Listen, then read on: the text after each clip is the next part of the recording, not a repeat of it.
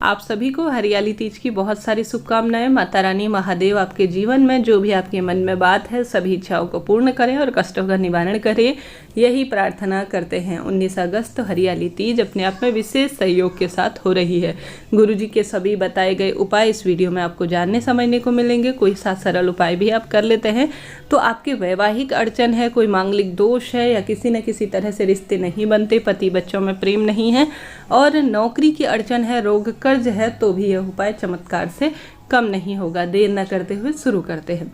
सबसे पहले इस दिन हरे रंग के कपड़ों का चुनाव करें, बहुत शुभ रहेगा। साथ ही छोटे से स्वरूप में अगर यहाँ आपके व्रत किया जाता है तो व्रत करें। कई क्षेत्रों में, हमारे क्षेत्र में जो है पूजा इत्यादि करने के बाद व्रत को खोल लिया जाता है। छोटे स्वरूप में पार्थिव शिवलिंग और माँ पार्वती और गणेश जी महाराज की फोटो बनाई जाती है। छोटे शिवलिंग स्वरूप में बनाई जाती है, नहीं तो फोटो की भी पूजा करने का विधान है। जरूर से आवश्यक रूप से माता रानी को, माँ गौरा को इस दिन हरे रंग की चीजें आप समर्पित करें। और बांस की टोकरी में गुरुजी ने कहा है विशेष रूप से सुहाग की चीजें आप दान भी करें। माता रानी को हरे रंग की चूड़ियाँ, हरे रंग के बिछे इत्यादि जो भी आपके यहाँ क्षेत्र में चलन है उस अनुसार से माता रानी को समर्पित करें। निश्चित ही आपके भाग्य खुलेंगे।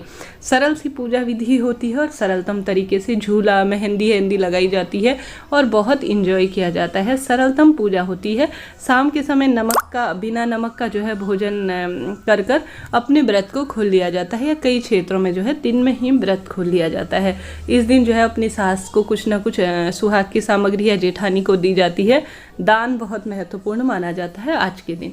अब जान लेते हैं सर्वश्रेष्ठ उपाय। गुरुजी कहते हैं जब जीवन में लग रहा हो कि वैवाहिक अड़चन आ रही है, हर तरफ से आपके कार्य अटक रहे हैं, तो आप सभी को एक चुटकी हल्दी लेनी चाहिए। हरिहर महादेव का नाम लेकर आंवला वृक्ष के नीचे चले जाना चाहिए। ठीक है, पहला उपाय है हरिहर महादेव का नाम लेकर आपको आंवला वृक्ष के नीचे जाना है।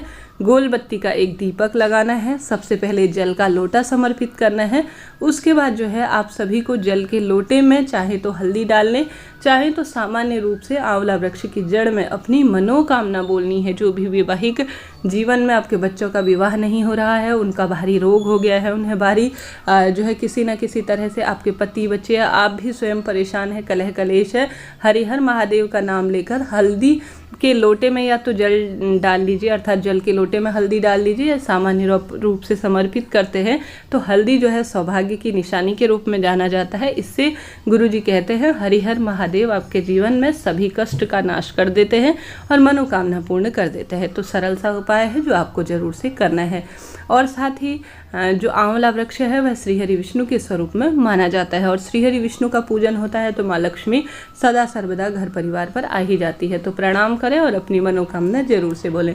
पहला उपाय यह है जो बहुत सरल है। दूसरा उपाय विवाह की अड़चनों को दूर करने, मनचाहा प्रेम प्राप्त करने के लिए है, जो गुरुजी ने अपनी कथा में बताया है। कई बार सवाल आता है दीदी आप मनगढ़ंत उपाय बताते हैं, ऐसा नहीं है। आप इन उपायों की जांच करने के लिए गुरुजी की कथा से उनके उपाय भी सुन सकते हैं। सर्च कर इन उपायों की सत्यता को जांच सकते हैं। अब बढ़ते हैं अन्य उपाय की तरफ। सावन के महीने में खास तौर पर यह उपाय करना है। आप सभी को क्या करना है, चंदन लेना है। चंदन आप चाहें तो लाल चंदन ले, चाहें तो पीला चंदन ले, आपकी इच्छा है। जहाँ पर माता अशोक सुंदरी का स्थान है ना, वहाँ पर यह उपाय करना है। आप सभी को उपाय करने के लिए पूर्व या उत्तर दिशा की ओर महादेव में मंदिर में जाकर मुख कर लेना है। जल इत्यादि समर्पित करें, विधि विधान से पूजन करें, दीप प्रज्वलित करें। उसके बाद आप सभी को माता अशोक सुंदरी के स्थान पर अपनी मनोकामना, जो भी बाधा है, जो भी पीड़ा है, जो भी विशेष कामना है, उसकी कामना कहते हुए आप सभी को 3 टिक्की चंदन की लगा लेनी है। 3 टिक्की चंदन की लगाने के बाद आप सभी को उसकी थोड़ी सी मात्रा घर लेकर आनी है।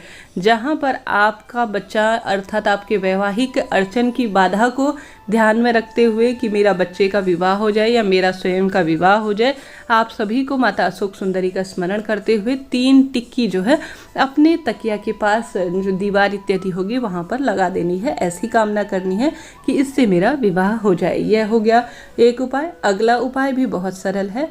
वह उपाय है आप सभी को माटी का एक कलश ले लेना है। छोटे से कलश स्वरूप में मिट्टी के जो कुम्हार होते हैं वहाँ पर मिल जाता है।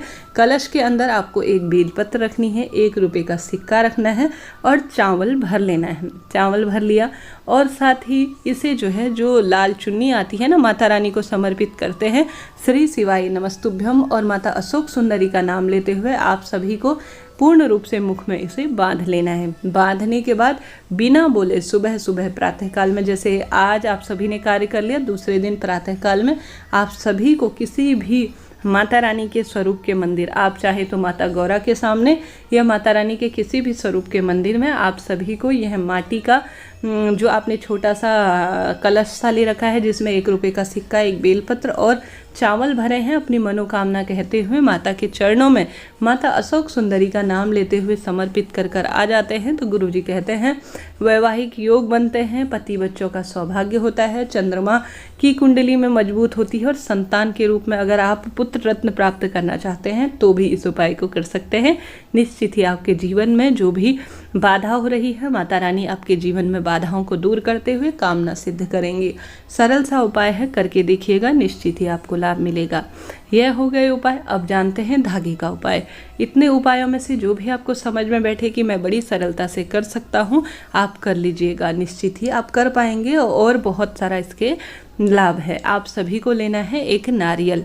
यह नारियल का उपाय आपके घर में कलह कलेश को खत्म करेगा, पति पत्नी के प्रेम को बढ़ाएगा। खासतौर पर सुहागिन महिलाएं इस दिन जब हरियाली तीज होती है तो पति की लंबी आयु के लिए, दीर्घायु के लिए व्रत करती हैं, माता गौरा महादेव का पूजन करती हैं और कुंवारी लड़कियां भी अपने सौभाग्य में अर्थात अपना मनचाहा प्रेम पाने के लिए इस कार्य को करती है।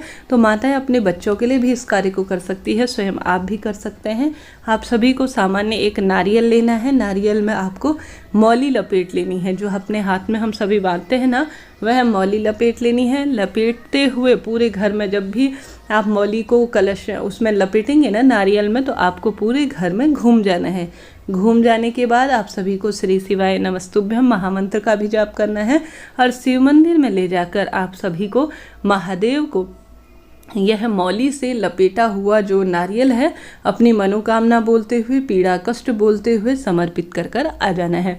नारियल जो है अपने आप में सबसे उत्तम माना जाता है साधना सिद्धि के लिए और कार्य की प्रसिद्धि के लिए। तो आप सभी को जो भी मनोकामना है वह कहते हुए यह कार्य सरल सा कर देना है, निश्चित ही आपको लाभ होगा। साथ ही कनेर के फूल का उपाय भी जरूर से आपको करना है। कनेर के फूल की माला जो कि जहाँ से जलाधारी है वहाँ से समर्पित करते हुए शिवलिंग पर आपको समर्पित कर देने से बहुत सारा, जिस भी तरह से आपके कोई कोर्ट कचहरी की बात हो रही हो, पति पत्नी में प्रेम नहीं है या किसी न किसी तरह से आप परेशान हैं जीवन में बाधाओं से, तो उसकी कामना कहते हुए जहाँ से जलाधारी है वहाँ से आप सभी को समर्पित करते हुए कनेर के फूलों की इतनी सुंदर माला बना लेनी है और समस्त रूप से पूर्ण रूप से इसे समर्पित कर देना है। निश्चित ही रोग दोष कर्ज कटेंगे और विवाह की बाधाएं दूर होंगी। तो इस तरह से सरल सरल से उपाय थे, मैंने प्रयत्न किया आपको बताने का। इनमें से कोई सरल सा उपाय जो आप सरलतम तरीके से बिना व्रत के भी करते हैं, पूर्ण विश्वास से करते हैं कि मेरे इससे कामना सिद्ध होगी,